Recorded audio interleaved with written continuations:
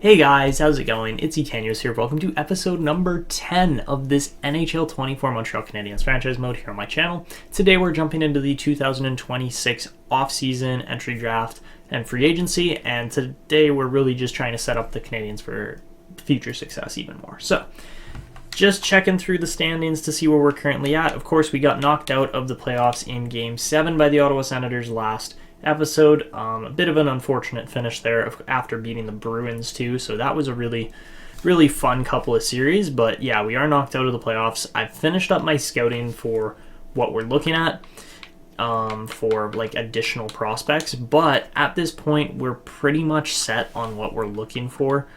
I did have Gavin McKenna, but I don't think we're really going to be getting him. The only other players in here that looked somewhat decent were maybe guys like Steve Banting or like Nicholas Tokarski. I don't think we're going to be able to get either of those guys as well, but there are a couple elite defensemen a little bit further back, guys like Ronald Cam, who we could potentially pick up. If not Ronald Cam, then we have Caden Kern is NHL ready, even though he's a small offensive defenseman, so he's probably not going to be the pick. Gabriel Rousseau, again, he has some time to develop, so we'll probably look to pick him up. And then this is the guy, Yves Grandpierre, just looks absolutely fabulous. Would be a really good, probably middle pairing defenseman. That's my bet on where he's going to end up, but we're definitely going to be trying to get him. I don't know if we actually have a second round pick to spare on him. If not, we'll make a move for him because he's going to be worth it. And then apart from that, there are some steals a little bit further down, guys like Jameson Saunders, who looks like, again, a project player, but a good player. And then, of course, there's elite goalies as usual. Quite a few of them, as a matter of fact. But overall, there are options in this draft. There are quite a few defensemen more so than anything else. So that is something we'll keep an eye on. Of course, you know, if we can find a decent center or two to steal, maybe we'll look to do that. But really, I think we grabbed some decent centers in the last draft. I gotta just go and double check who we actually drafted last draft.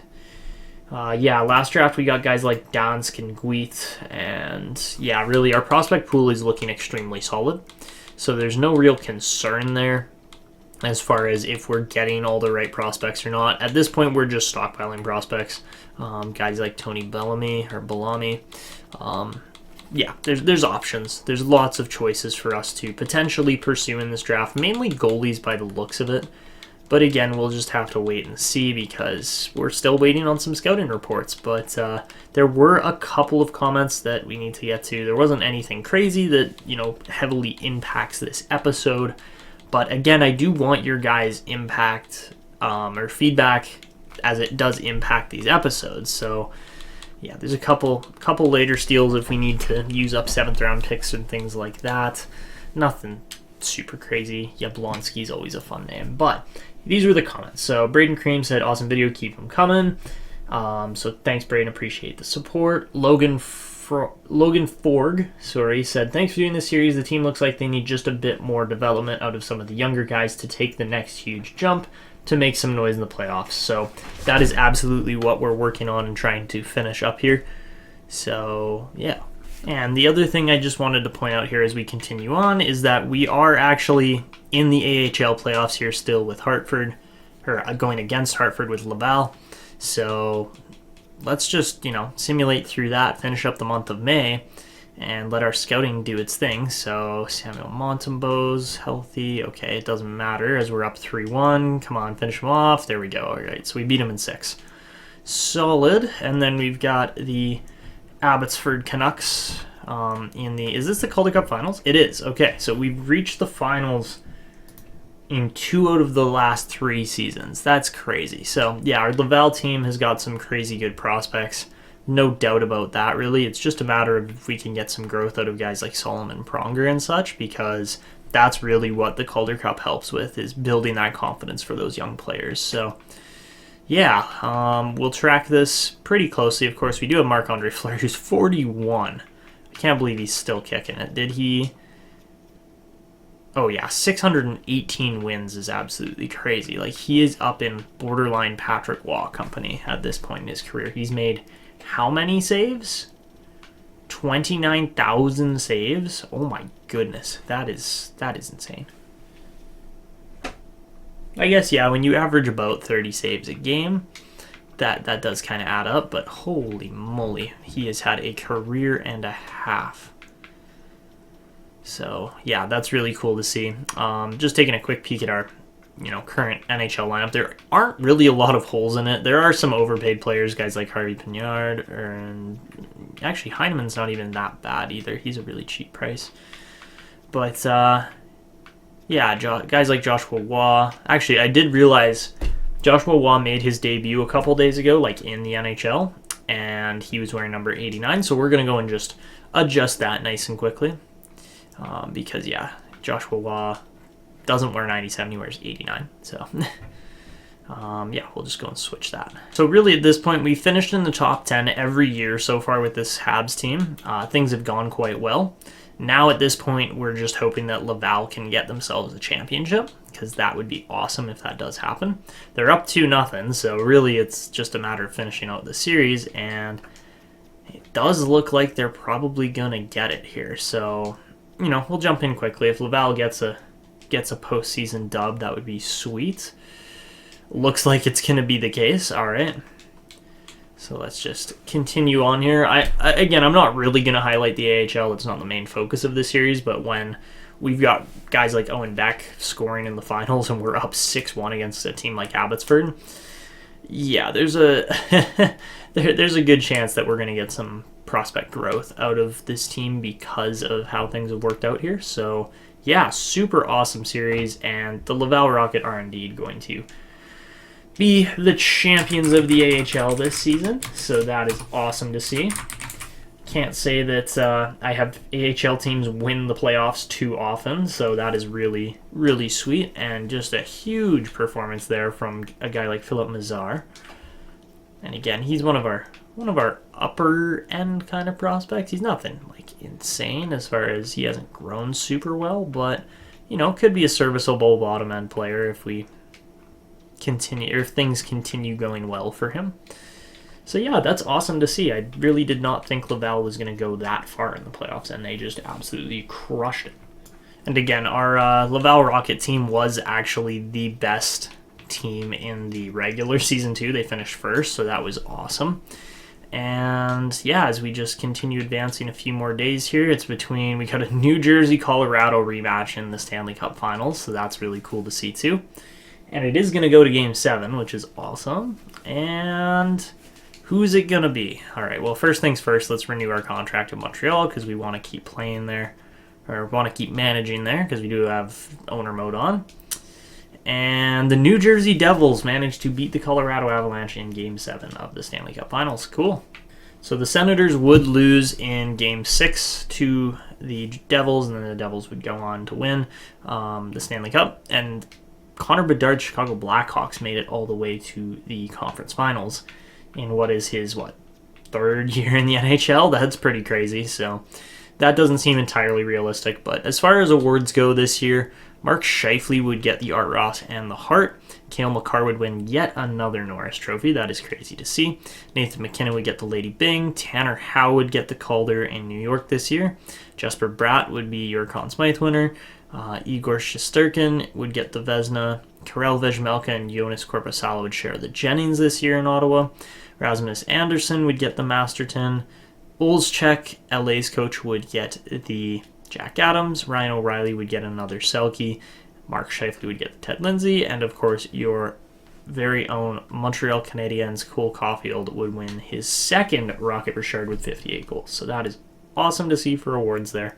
So guys, for the AHL awards this year, we did actually have multiple Laval winners, as far as Logan Mailloux won the Eddie Shore, the best defenseman in the AHL. Oliver Kapanen won the Calder Cup Playoffs MVP, or the Butterfield there. And then Jet Greaves won the Hap Holmes for, lowest goals against average. So yeah, super awesome to see there. He had, what was Jet Greaves? 2.18, so that probably wasn't entirely right, but it was close. So yeah, that was it for awards and just the overall season. Not a bad year. Definitely some progress as far as development and players and things like that go. But as we continue on here, let's just simulate up to the draft here now, because we've got the lottery coming up. And the Arizona Coyotes are going to win the lottery. The Anaheim Ducks jumped from 7 to 2, so that's really gotta make some San Jose fans mad, as Arizona and Anaheim end up with picks 1 and 2 when San Jose had the best odds. That is tough to see for those fans, but overall, the Pacific and Central Division are going to be getting a lot of quality players coming up here, so that's cool to see, but yeah, interesting lottery this year for sure. So for retirees this year, we're going to see Patty Kane call it quits in his hometown of Buffalo. Corey Perry also retires, except he's like 5 years older than Kane. 4 years older? Yeah, 4 years older. Also Voracek, Sutter, Brassard, Foligno, Goligoski. Lots of really good players here. Best goalie out of the whole retiree class was Alex Stalock, so nothing super insane, but very good defensive retiree class. And then, of course, Patty Kane is just an all-time legend in the NHL at that point now. So, yeah, that's really cool to see him retire in Buffalo. So guys, as far as actual team needs go, I don't see us really needing to make a lot of moves or anything heading into this draft. I think it's going to be a pretty straightforward draft for the most part. We might trade for 1 or 2 picks, but overall I'm pretty happy with where our current positions are at in the draft, and I think it's going to be a good one. So yeah, let's get into it. Alright guys, so we actually have less picks than I initially thought, which is going to make things a little bit more tricky for actually making trades. So, because we have less picks than I initially thought, this is going to make it a slightly trickier draft class to deal with, because I have quite a few picks that I would like to try and pick up. I actually misjudged how few picks we have. We only have 4 picks in this draft. I want to hold on to these 3, the 3rd, 5th, and 7th rounders.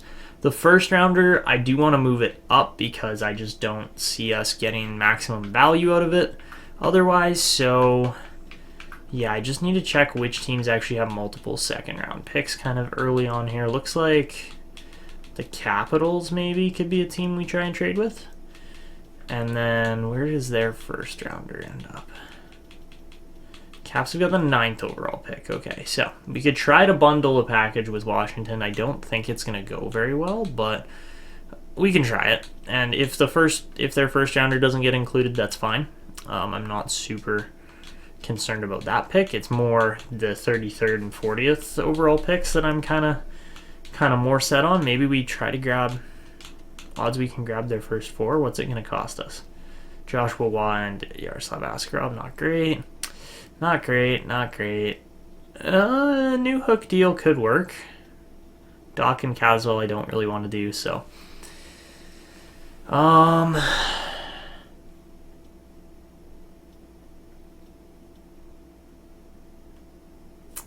That's not actually that bad a deal. Especially since we'd be getting the 9th overall pick. Laurent Bouillon goes to the Sharks, so a good pick there for them. I think he's going to be very solid. But honestly, you know what? As good as Alex Newhook was for us over the last couple of years, he is 88 overall. He's actually developed some pretty sweet X factors, honestly, but he is going to be an ungodly expensive type of player here because he's going to be 27 by the time we have to pay him. That's not going to be fun. So I would much rather pay out a guy like Joshua Waugh now for this upcoming season rather than paying out a guy that's going to be way more expensive in Newhook. And yeah, Newhook was great. He's been fabulous for us. I can't really deny how much contribution he's had over the last couple seasons here. He's had some huge seasons, but at the same time, 9th overall pick, the 9th overall pick could result in us getting a very good player out of this draft, potentially. It's not guaranteed. We wouldn't necessarily get Ivan Anisimov, but we could be looking at a guy along the lines of either Nicholas Tokarski, or I would be looking at Steve Banting here because we could really use a bit of a bump on defense still. So, you know what? Let's do this. Let's do this trade. It's a big trade, but I think it's going to be worth it.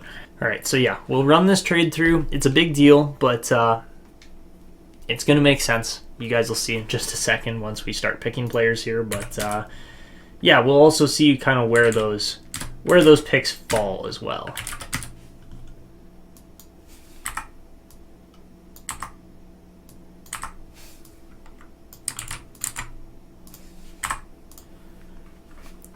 All right, so with those 4 additional picks, I'm quite happy as to where things have fallen. We don't, unfortunately, luck out and get Ivan Anisimov, but that is all good.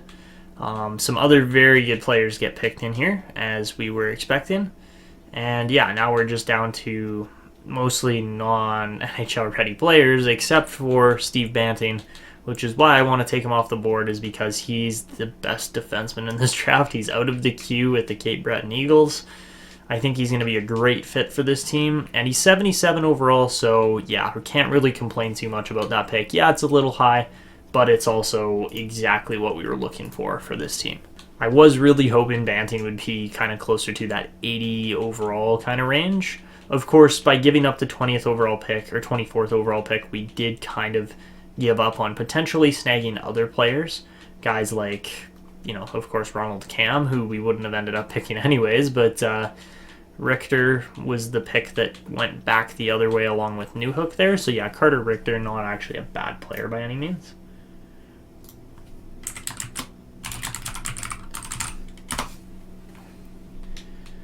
But at the same time, I do think yes, we gave up the best player in Alex Newhook, but we have the opportunity to land some really good other players throughout this deal too. So guys like, we're going to take Gabriel Rousseau here with the next pick because he's going at 33, and then at pick 40 we'll take Yves Grandpierre because then that's 2 solid defensemen and a winger in exchange for Newhook. So Rousseau's 63 overall. He's nothing crazy, but he is going to be good. And then we get an offer for the 40th. Ortiz was actually a very good defenseman too, but we don't end up picking him. Of course, we are going to go with the gem here, Yves Grandpierre. I bet you he's about 76 overall. He's 78. Oh my goodness. And he's got shut down. So yeah, I expect to see Yves Grandpierre in our lineup within like 1 season. That is a super quality pick.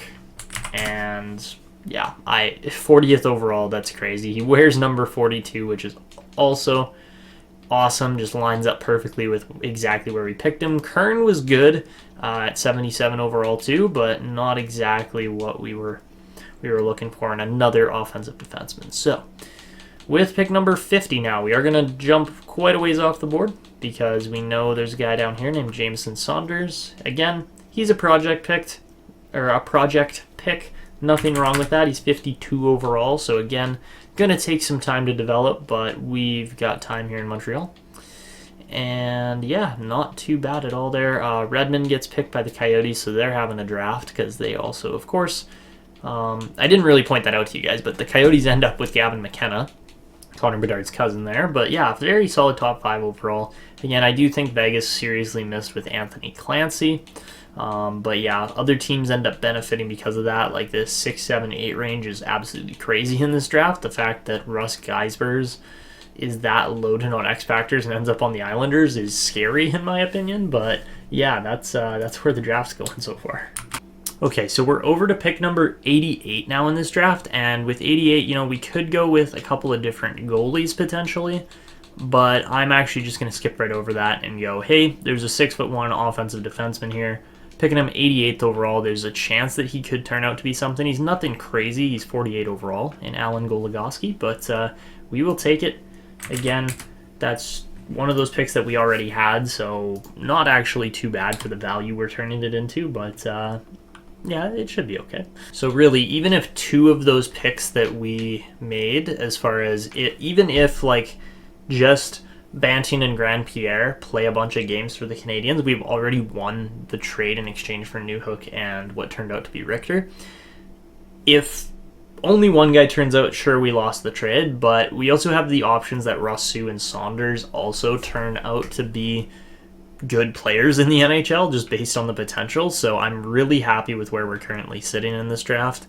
I think, yes, we did downgrade a little bit on the forward end, but we have options and flexibility for new players to move into the lineup by moving Newhook. So I do think that was the right move. I do think we managed to get a lot of value in exchange for a player that only had 1 year left on his deal before. I bet you Newhook is somewhere in the ballpark of like $7 to $11 million, somewhere around there, based on his next deal. But again, we don't really have control over that, so that's why we let go of him when we did. For the next pick, we're going to take Tony Bellamy here, or Bellamy, however you say it. A lot of defensemen, I know, but again, we kind of need those defensemen because we haven't built the strongest defensive system in Montreal yet, so we're working on doing that still. And then for pick number 216, let's see if any steals end up in the 7th round. Looks like, yeah, okay. Tyler Martin actually turns out to be a very good pick there for the Minnesota Wild. So we'll see if he can carve out an NHL career for himself. Quite a few starting goalies get drafted later on in this draft, so that's cool to see. Sometimes those guys do turn out. Dennis DeMaio, I did not have him scouted properly, but that is a great pick by the Sens. And finally, for our last selection here, pick 216, I could go with another defenseman. I think I might actually just take the risk on Zach Love and see if he turns out because... you know what? Nah, let's go with a guaranteed grinder probably in Khudobin. I think that's going to be our best bet. We could go with another wing or two, or other low defensemen. They could be serviceable. I don't think that's going to be the case though. So yeah, let's just take the risk. If he's a low bottom 6, oh well, it happens. But if he is a low elite with Zach Love, then man, that could be good. So Zach Love is indeed low bottom 6. Okay, well, we tried.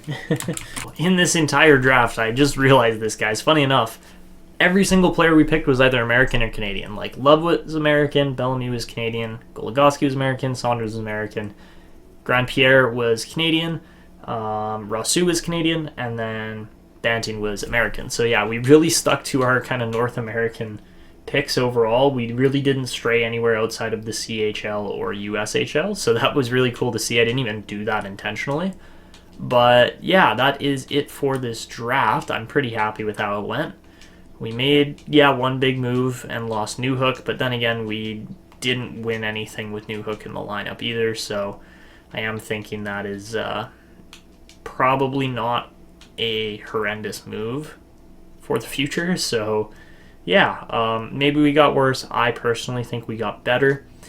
And yeah, you guys can let me know in the comments below if that Newhook trade was worth it or not. I mean, I can see we've dropped right back down to seller status, which makes no sense. Like, sure, okay, we lost a center that was pretty good, but we have multiple centers. We have Kirby Dach, we have Nick Suzuki, we have a guy like Joshua Waugh up the lineup for pretty well no money coming up. Like, is he extended for the next 8 years? Oh yeah, he is. Let's go. All right. So yeah, like we are set with this current core. I'm super happy with where it's at. Again, we just need a little more time for development more than anything. I do want to see David Reinbacher take a step because he has been stunting pretty hard with his development.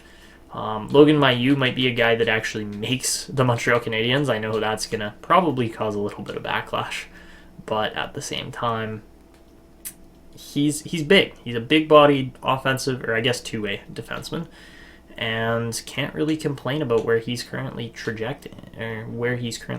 towards. So our goalies are probably a little bit of an issue in the system here too, so that's going to be something fun to deal with coming up. But apart from that, we just have some more like 1 year kind of deals we have to re-sign, and then we will be good to go into free agency and potentially make a splash there again, because really the core's here. We just need maybe one piece to solidify everything.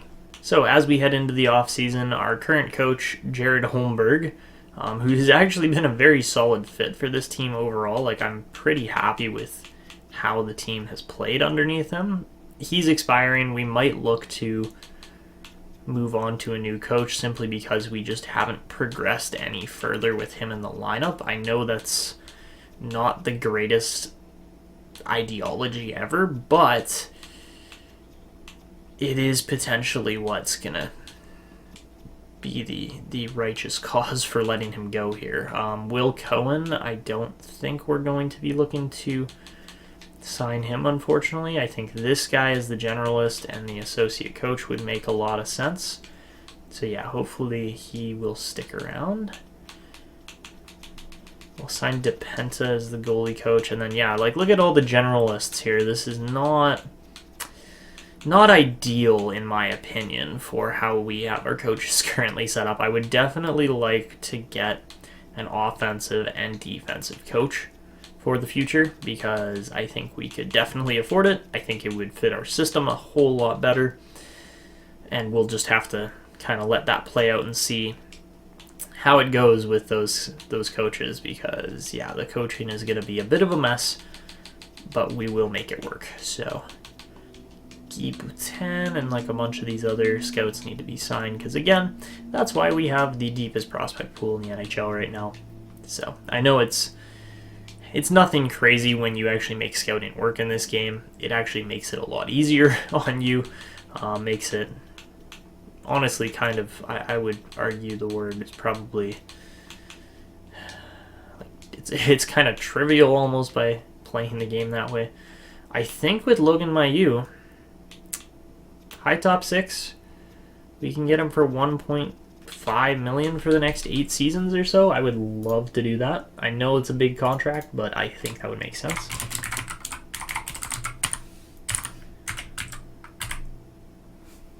I hope 1.5 is enough. I might have to pay him a little bit more.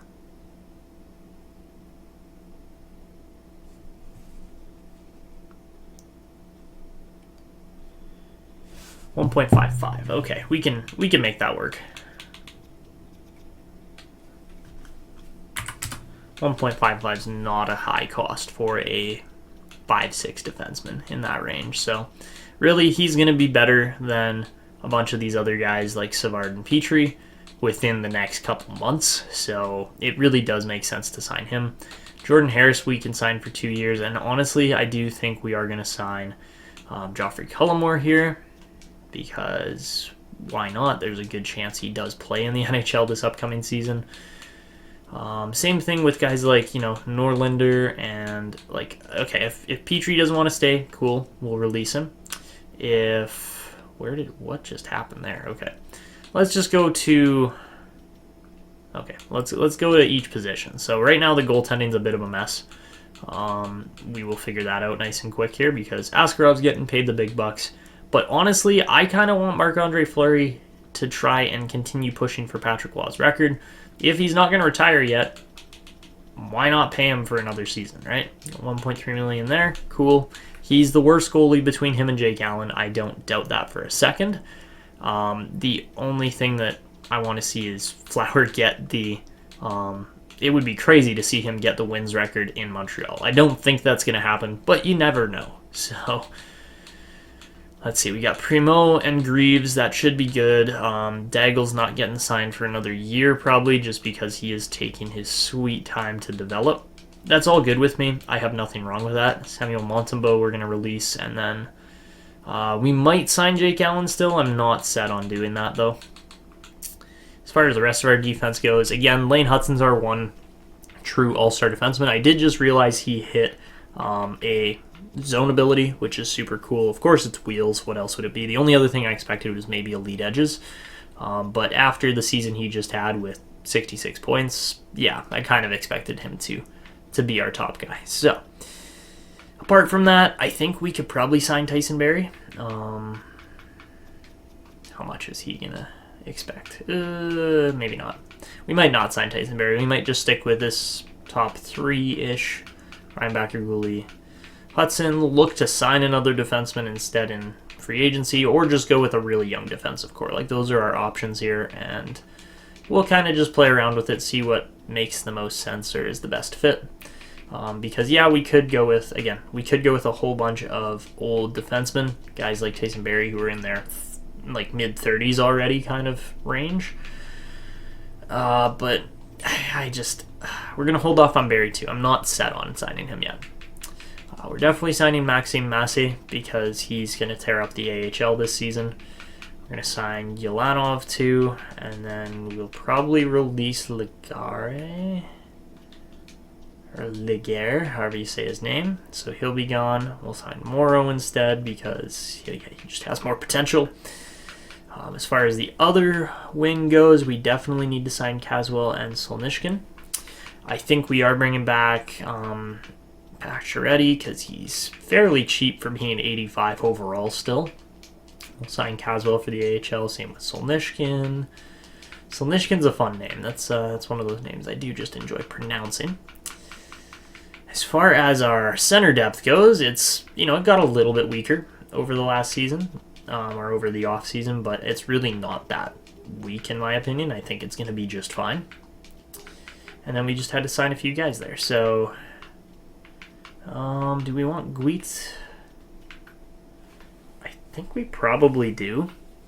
He looks very solid. He just had a monster season in the USHL.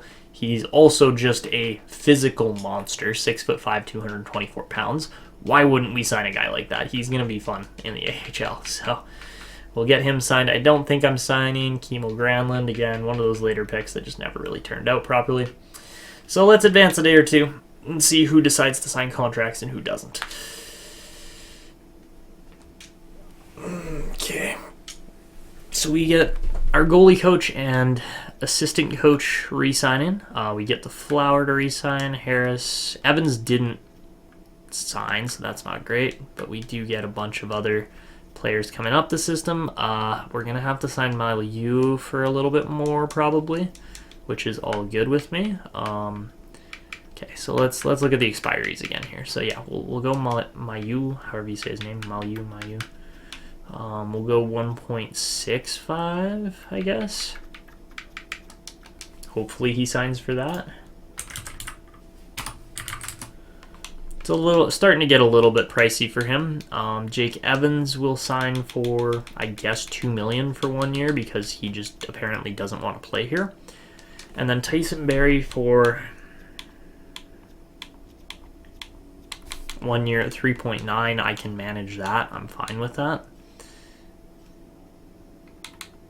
I am actually seeing, let's release Savard so that, yeah, okay, that should be fine. So yeah, we released David Savard. Not Dennis Savard, goodness gracious. Come on, Ethan, what are you doing? Anyways, so we'll get a couple more players signed here. Okay, Evans signs the 2. Barry doesn't think we're going to win anytime soon. All right, Tyson, if that's what you believe, you keep believing that, buddy. So we're going to send him to free agency. We are definitely going to hire some coaches up right now because is this not the guy we just had, Jared Holmberg? No, this absolutely is the guy we just had. What the heck? How did he switch from... He just switched from a generalist to an offensive or forward coach. That makes no sense, but okay, whatever, game. Cool. You keep doing your thing. We're going to sign him for probably 6.1. Did his styles change? Yeah, they did. Okay, what the heck? I guess that's cool. I am kind of thinking Ken Brodziak would probably make more sense in this situation. He's got A- teaching. Holmberg's no better. Van de Velde.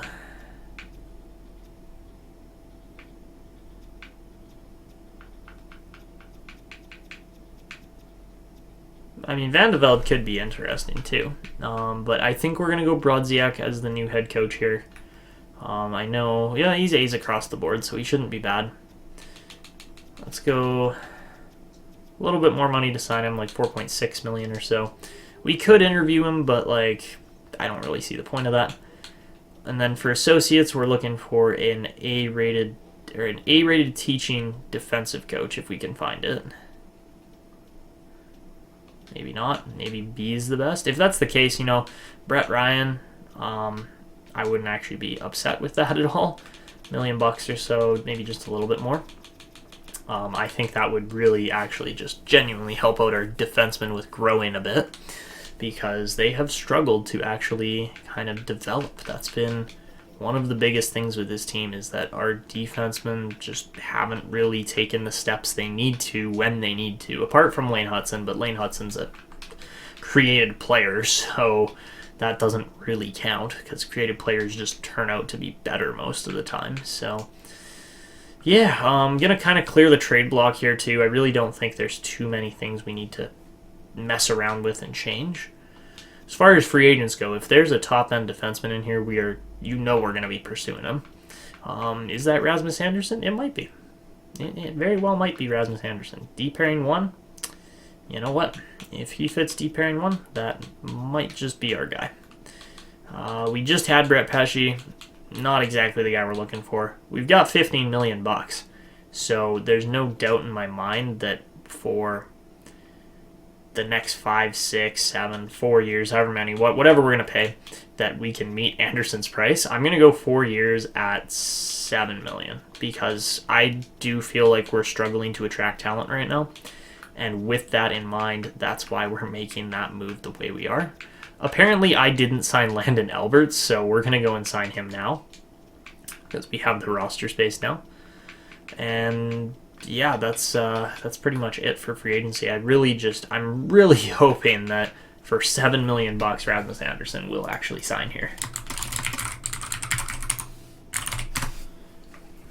It's 4x7, $28 million contract. Nothing super special about it, but I really do think it's going to help our team just, again, do better. So, apart from the Anderson deal, I do feel like one more defenseman might be a good idea. Is it Michael Matheson? It could be. I thought he was fabulous with the time that he spent in Montreal.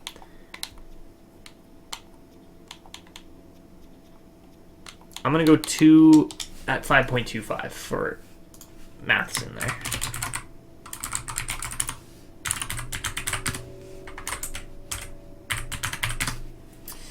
Okay, so we'll offer those 2 defensive contracts and then the Landon Alberts contract, and that's it. Advance a couple days and hope and pray that those coaches sign as well, because coaches are...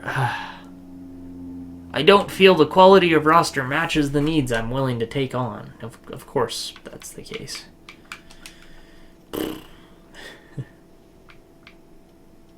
Right, Brodziak, because you have... Nobody else is interested. Oh, Detroit's interested. Okay. Well, I hate to break it to you, Detroit, but we're going to offer him, like, not the max deal, but we're going to offer him as much as we can. $5.5 million. Because we still need a head coach.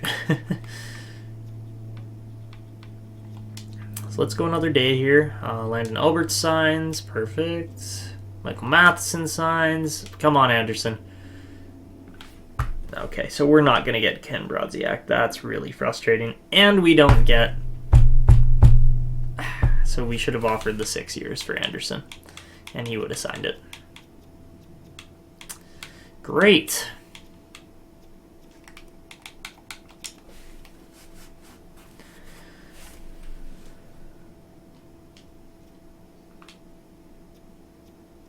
Funny how nobody's interested in you now. You better sign the 5.5. Come on, what are you doing? Brodziak's such a joke. I'm really not impressed with how he's handled himself over these initial negotiations. Okay, so the remaining guys we got on here are Jordan Spence, who is not exactly the type of D-man we're looking for, and Jacob Trouba, who maybe could be a better fit. Or we go Jamie Lesiak. Let's go Trouba.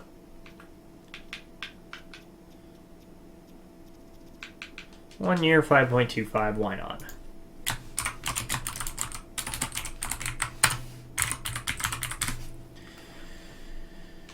Okay, so that'll be it for free agency.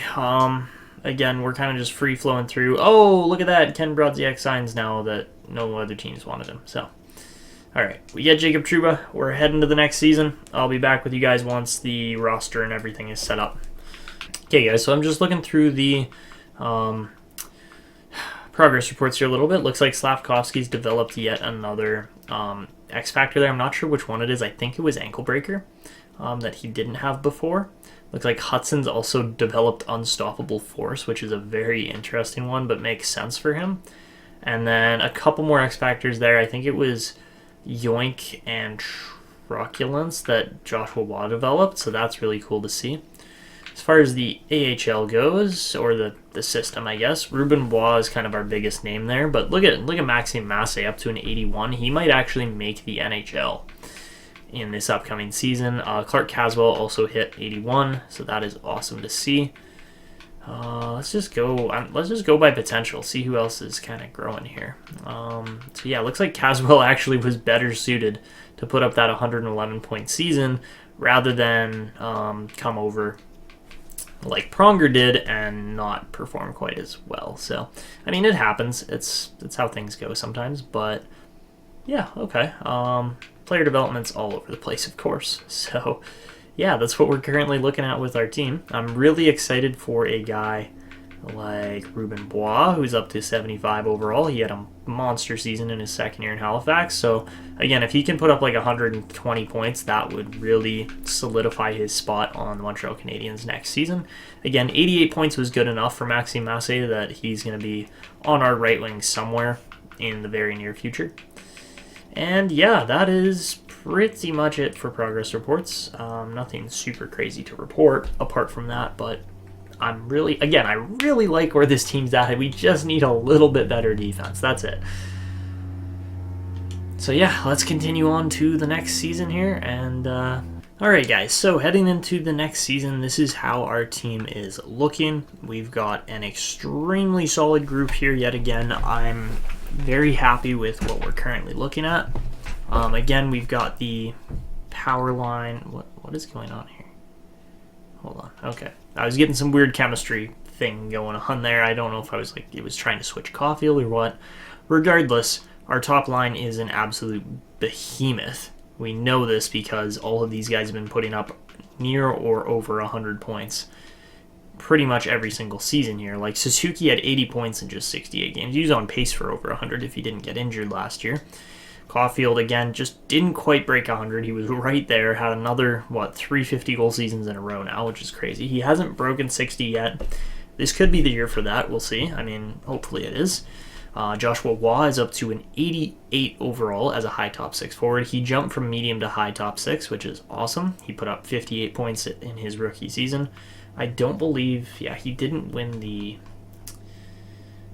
Calder. That was Tanner Howell, but he still had a fabulous year for us. He's not the strongest skater, but his senses in defense and just ability to play is amazing.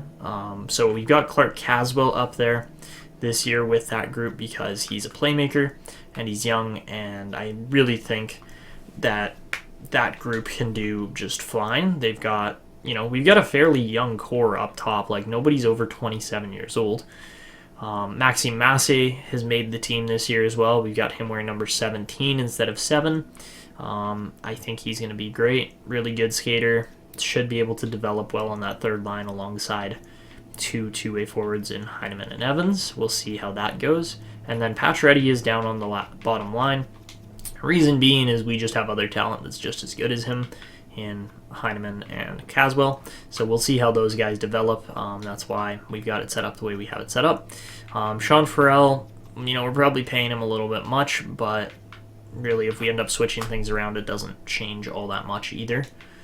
And again, he is a little bit on the small side, so maybe we keep him and Gallagher separate. That would probably make more sense, just so we don't really have injuries or guys going after our fourth line or stuff like that. On defense, I've got Matheson playing with Hudson this year. I think that is our kind of top 2 defenders. Although, yes, Ryan Backer is up to an 84. I do think he just needs a little more time, a little less pressure to develop. That's why we've got him playing with Caden Gooley on the second pairing instead. They should be really good together.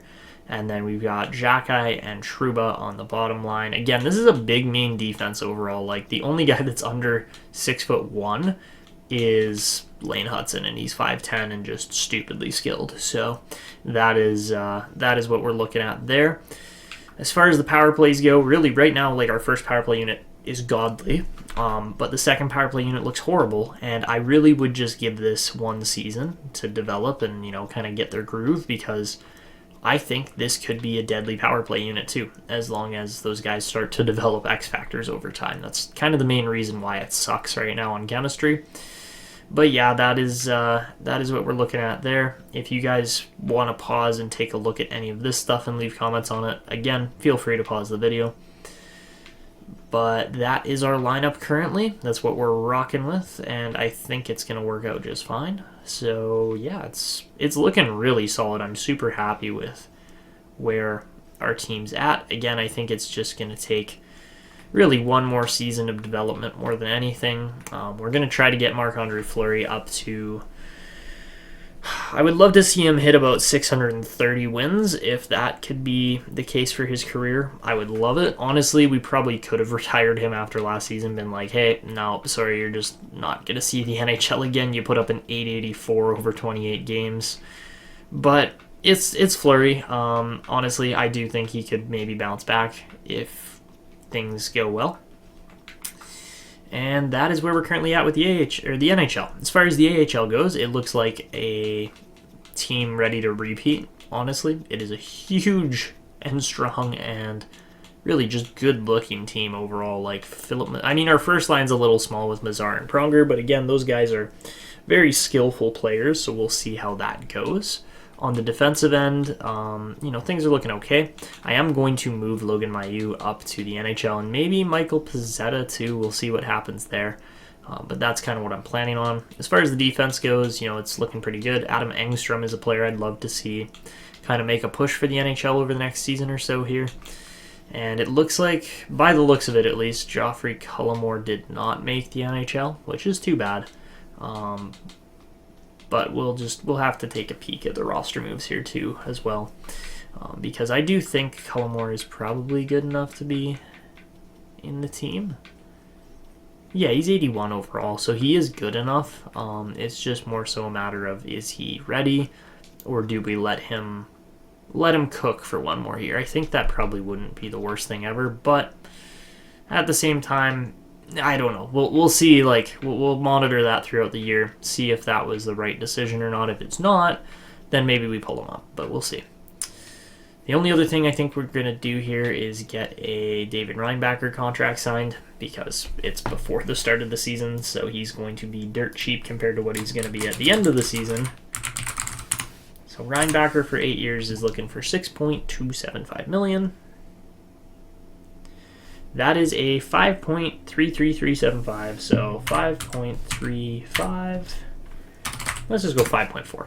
That is a $5.4 million contract for David Reinbacher, who might be a top 2 defenseman in the future. Let's do it. So, can't really complain about that one. Emil Heineman, dirt cheap as well. Beautiful. That is what we love to see. $2.4 million for the next 8 years. Yes, please.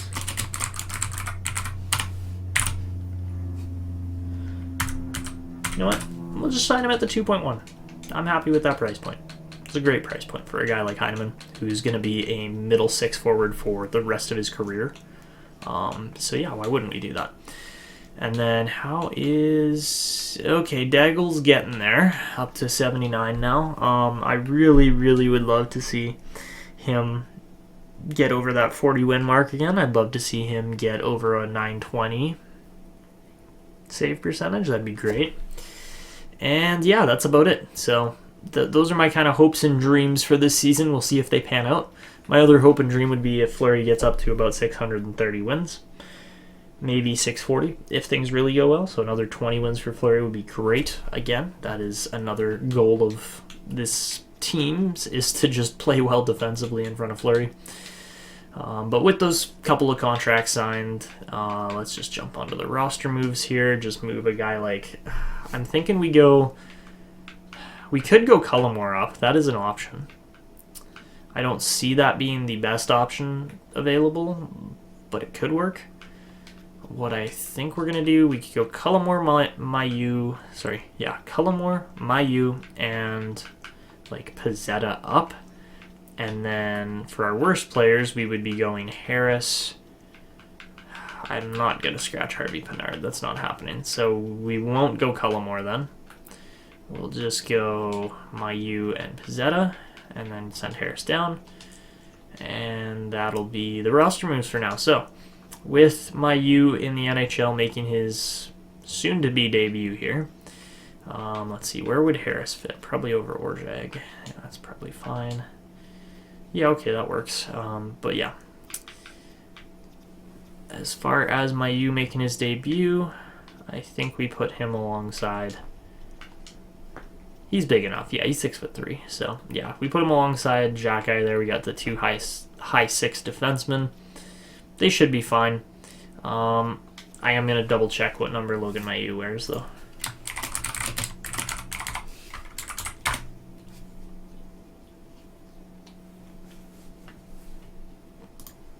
So yeah, we could either go 24 or we could go 94. Yeah, let's stick with 24. I'm okay with 24 on Mailloux.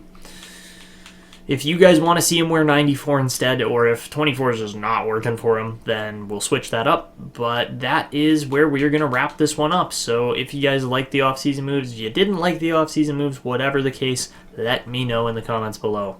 Odds that Wes Chen is another franchise-level Regina Pat? That could be the case. We'll see what happens there. But again, lots of time to find out where those guys fall.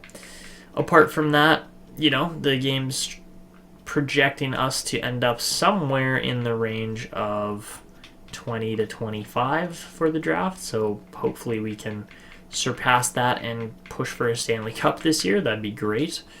But yeah, that is where we are going to leave this one. So again, if you guys enjoyed, show your support down below. And also make sure to leave comments to get featured in the next episode. But that is it for me. I hope you guys enjoyed, and I will see you in the next one.